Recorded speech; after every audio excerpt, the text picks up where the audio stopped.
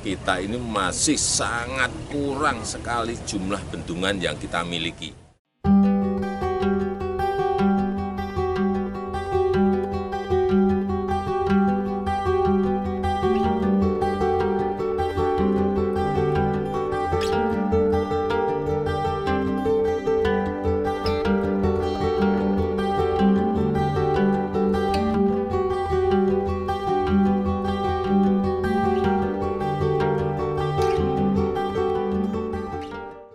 Kita harapkan produktivitas padi di Pulau Mundu menjadi meningkat, menjadi naik, sehingga jangan hanya berpikir untuk Sulawesi Utara.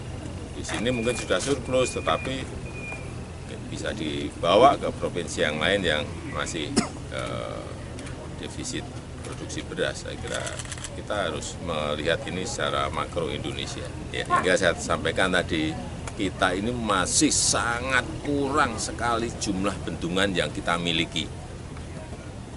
Tadi saya sampaikan kan, sebagai perbandingan, Korea memiliki 20.000, RRT China memiliki 98.000, kita memiliki 292 bendungan saja.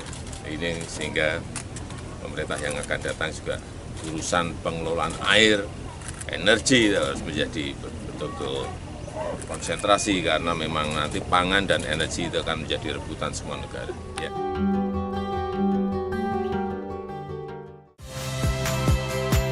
Saya Valentina Sitorus.